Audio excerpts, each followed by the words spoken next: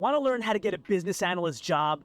What a business analyst job description is in the first place, business analyst salary, business analyst interview questions, how to put together a business analyst resume, and overall how to become a business analyst. So what is a business analyst? We've talked in previous videos about the importance of active listening and the things you need to do to develop active listening skills. But what we haven't talked about yet, that since active listening requires practice and a repetitive nature to get it to work effectively for you, how are you going to actually deploy the newfound active listening techniques that you learned on the previous video? So in this video, I'm going to help you unlock your active listening skills with these 15 hidden secrets and bonus tips. Please listen to me. Now, we're going to go through them rapid fire, but I encourage you again to watch all the way through to the end because number 16 is going to be a bit of a shocker and the springboard to a whole new playlist of videos about, I'm not going to tell you yet, you got to watch all the way through to see what it's all about. So let's get started. So again, in the last video, we talked all about active listening skills and how to implement them. Now we're going to talk about active listening techniques, getting yourself in the right mindset to deploy active listening effectively. I want to talk to you about some bonus listening tips and unlocking your listening skills for having conversations in a business context. We're going to talk about effective listening strategies and just getting your mind to think in a different way when you're talking in business situations. So active listening, hidden secret and bonus tip number 1 is preparing yourself mentally. So you want to approach the conversation with an open mind and a genuine intention to listen and understand what the other person is telling you. You want to set aside any distractions or preoccupations that might hinder your ability to focus on the conversation at hand. And again, preparing yourself mentally to deliver the techniques that we talk about in the other video, such as giving positive cues and things like that. The mechanical stuff starts with a clear mental preparation. Item number 2, which is a hidden secret to active listening, is being fully present. So you want to give your undivided attention to the speaker. You want to maintain eye contact when you're speaking with the speaker. I touched upon this in the previous video where my original inclination was always to look at people's mouths when they spoke, because that's where I saw the words coming from. You have to try to train your brain and maybe practice with friends and family on how to look people in the eyes when they're speaking to you, because that's what will come across as an interested counterpart. You want to avoid multitasking or thinking about what you have coming up next. And I know this is tough for people and tough for me too sometimes. Giving a concerted effort on what we're talking about together now will pay great dividends in the future for both you and your customer. The third secret to active listening is showing nonverbal cues. So nodding while a person is speaking, perhaps giving some positive, yes, go on type of verbiage, but don't do this too often. So I actually was interacting with my kid the other day, and something like this came up where she was interrupting really often to give me positive affirmation to show that she understood me, and I took it as you totally thrown me off my train of thought.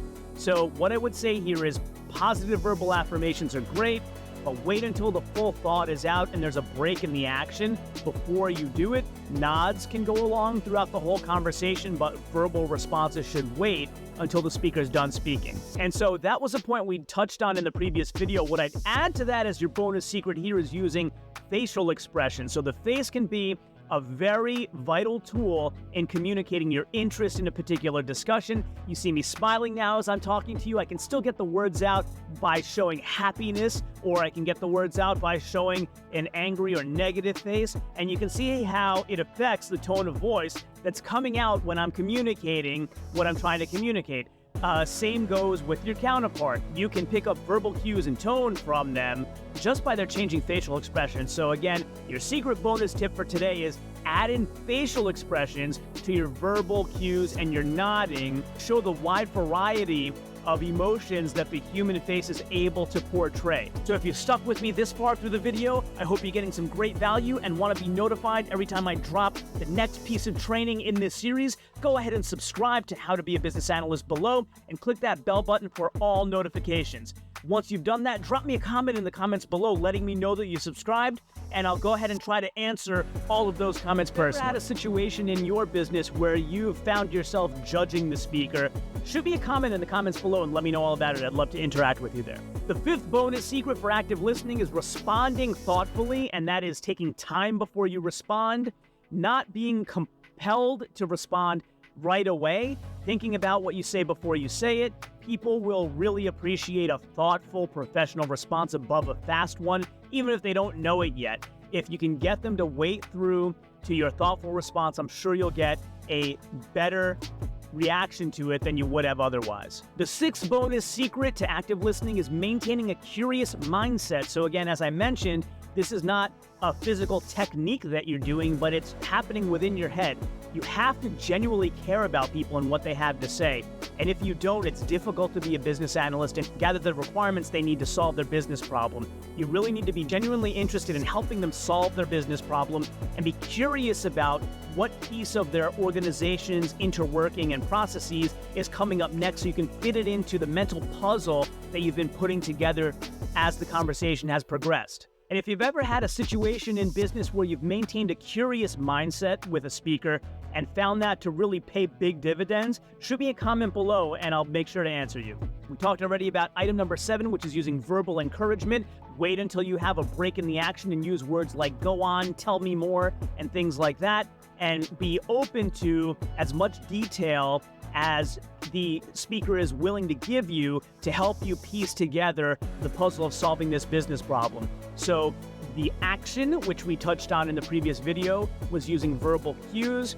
The behavior that's going on behind your mind, or the bonus secret here, is be open to any additional information that comes your way rather than be judging whether you're going to cast it aside as irrelevant. The 8th bonus secret about active listening is using reflective statements. So again, we've touched on this one earlier, but it's more of a mindset that I wanted to talk about here.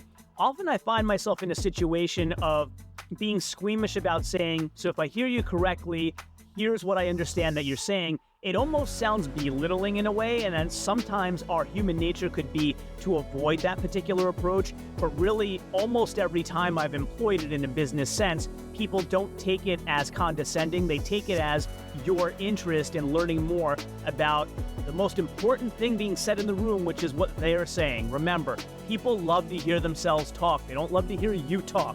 This happens in sales. It happens in a variety of different areas. And if we could understand this approach and this technique better, I think we'd be a lot more successful. So again, item number 8 is getting yourself into a mindset that asking for repetition or speaking back what you think you've heard is okay and not belittling or condescending in a business sense if you've delivered it with professional language. So as I go through providing all this detailed knowledge for you on this channel based on my years of experience, I didn't want all these videos scattered all around to get away from you, so I decided to create a mini course that provides a checklist of 10 essential skills any aspiring business analyst needs to know, and I decided to provide it to you for free. So check the description below on 10 essential skills any aspiring business analyst needs to know. Click that link in the description below and grab your free digital download. Enjoy. Item number 9, which is your secret bonus tip for active listening, is practicing patience. So while you're deploying all these other techniques of verbal and nonverbal cues and using specific key phrases, in your mind, I want you to practice patience. And again, if you have to do this with a friend or colleague, it might come in handy, but being patient to let the other person get out everything they need to get out, whether or not you feel it's relevant, because many times as you start to analyze the information you've received later on, after you're done with the call and you're on your own, things start to pop up that you think may not have been important and are in fact important once you've thought about it a little further or gone through it with a peer. So again, getting into a mindset of practicing patience. Hopefully you set aside enough time for the meeting that you don't feel like you have to rush through it or anything like that. None of us have anywhere to go. Let's let everybody speak and practice patience. If you don't finish the whole conversation, hey, what's the worst that can happen? You set up meeting number 2. It's not the end of the world. The 10th bonus secret for active listening is trying to discern the speaker's true intent, whether or not you feel like it matches the words. So many times, at least in United States English speaking, I've noticed that we don't all speak textbook English. We use words sometimes that have other meanings to them or colloquialized understandings, and you want to absorb all the words that your speaker's using and then try to discern whether they meant everything literally. And again, try to focus on their intent, not necessarily the literal definition of every single word. And also, the other bonus I'd give you there is don't focus on what you're prejudging their intent to be. What you think is happening doesn't matter yet until you do your analysis later. While the speaker is speaking, you want to discern their intent, talk it back to them like I mentioned earlier to make sure you're understanding correctly, and don't let your internal biases enter the interaction.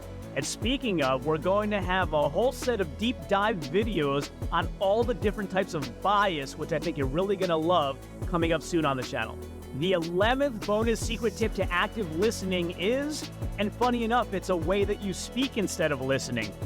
Most of us are really trained to ask questions in a way that are yes or no or Boolean questions, and this works for riddles and that sort of thing, but not when you're trying to uncover information that someone has that you don't have. So you want to shift your mindset into a framework that is asking open-ended questions. What are your thoughts on your current business processes? They can go on talking forever about that, and you can get lots of gems of information that you may not have known to ask about because you couldn't come up with specific questions to address those hidden things.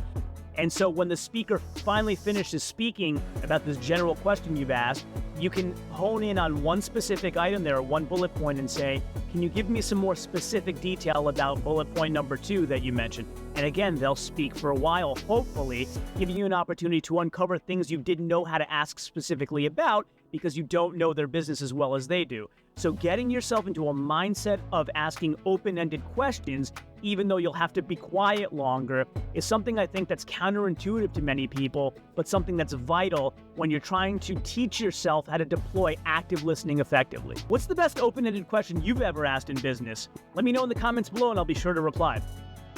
Bonus tip number 12 for active listening is taking notes. And so sometimes you may find yourself in a situation where taking notes and interacting with the person are things that don't go well together. You can't do both of them at the same time effectively. So many times there are 2 business analysts or a business analyst and a project manager on a project call.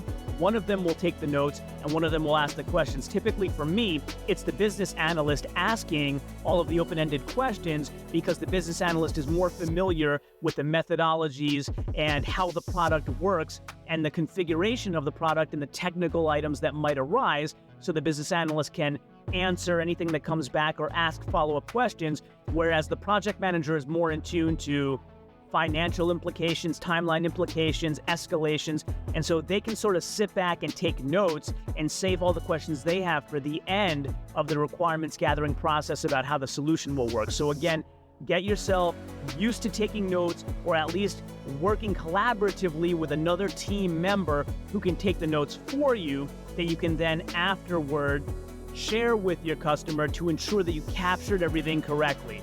Our brains are great, but I can speak for myself. As I get a little older, I don't have quite the memory that I used to when I was younger, and taking notes is the savior. It's really a great tool for all business analysts just to ensure that the wealth of information they're grabbing has been immortalized correctly, especially in the situations when you're going to need sign-off from your customer to move on to the next phase of a project. Hey, so one more quick tip for you. If you're thinking, hey, I have a great career too where I can share all these insights on the internet, how do I do that? I have a couple great links for you in the description below. One is Make Money Matt, who teaches how to monetize your skills and abilities online better than almost anybody I've found. And the second one is Teachable, a platform where you can create your very own online courses. Check the links out in the description below. And item number 13, which is a bonus tip for active listening, I touched on it just a moment ago, and it's seeking confirmation. So many times as professionals, we want to think we know everything and we've understood everything perfectly. And I would say, even if it's a simple topic that seems straightforward, it is good to speak back to the speaker what you've heard. So what I've heard you say is that your business problem is that your quality is too low for your contact center agents and you'd like to make that better. You've noticed that the problem with that is that they keep having to refer to training manuals to know what is the next proper place in the script to speak to their customer who has escalated their particular service not working properly, and we want to work on what insights we can gather to make this better, right? So none of what I said there is particularly complex, but you want to speak it back to the customer, even if you think you got it perfectly, so they can confirm that you got it perfectly, especially if they're paying lots of money for the solution that you're going to be providing for them. The 14th secret bonus tip to active listening is you're listening. Silence is golden. Do not be afraid to be silent. It might catch your speaker off guard from time to time, but after you do it a few times, I promise they'll get used to it, and they'll understand that you're being silent because you're thinking about what to thoughtfully say to them in a meaningful way next that's going to provide all of the value that they're looking for in this interaction and this solution.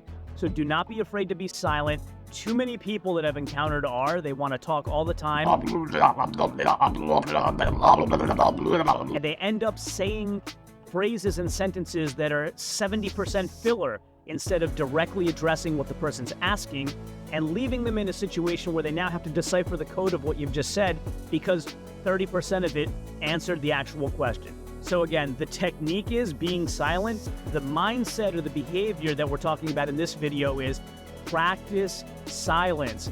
Get yourself in situations with your friends where you talk about maybe a little bit more complex situations, something they're going through in their life that isn't an easy answer, and practice with your friends and family on being silent, thinking thoroughly about what you're going to say, and then delivering it with confidence so that you know you'll be helpful. And this will be easier when you do it with your customers and stakeholders and even internal stakeholders at your own organization. Silence is golden. It's something I have taught everyone who's reported to me over the years, and they've all found it to make a real positive impact in their interactions with their customers. Since I don't come across it very often, let me know in the comments below if you've ever practiced silence in a communication with a stakeholder before, and I'd love to know how it turned out for you. The 15th bonus secret active listening tip is positive reinforcement. And what I mean by this is, at the end of the discussion, express gratitude to the speaker for taking all the time, for sharing all of this detailed information with you. Tell them how appreciative you are about getting you on a fast track and giving you a head start on all of the requirements gathering you've had to do, because they've given you the information in so much detail from a perspective of someone who's living through it.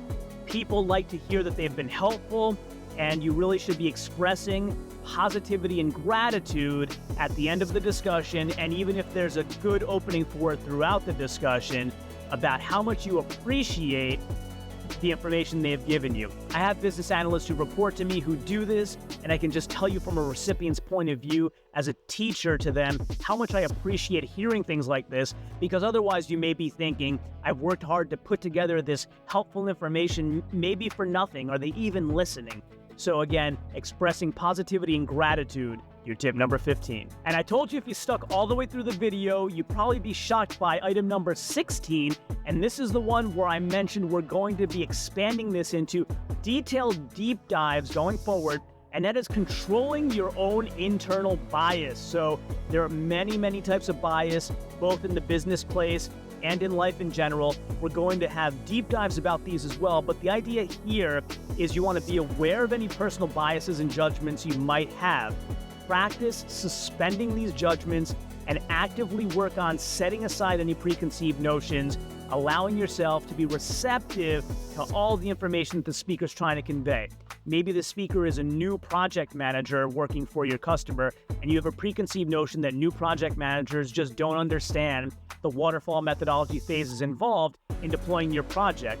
This project manager may be an expert in waterfall methodology, so an example like that shows us that we need to set aside our preconceived notions and biases and be receptive to all the information they want to convey to us. Just a few examples of bias that we're going to talk about in future videos are confirmation bias, which is kind of the tendency to seek, interpret, and favor information that you expect to happen. This happens, I've mentioned it before on previous videos on a channel called Mentor Pilot, who I follow, that I really love to watch, and he talks about confirmation bias. So there was, for example, a plane that was landing at a particular airport, and planes expect the lights to be on the landing runway, but something malfunctioned at this airport and the lights were on the taxiway.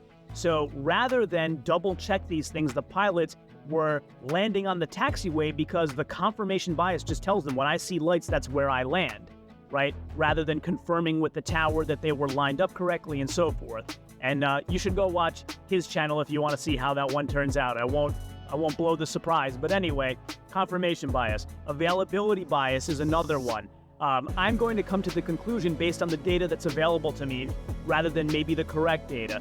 Anchoring bias is another one. And there's a whole bunch of different kinds of business bias that I think you're really going to love when I go through all of the detailed deep dive videos about those topics. Thanks again for joining me today to learn more about enhanced communication skills and the hidden secrets of active listening. And I look forward to speaking to you again next time.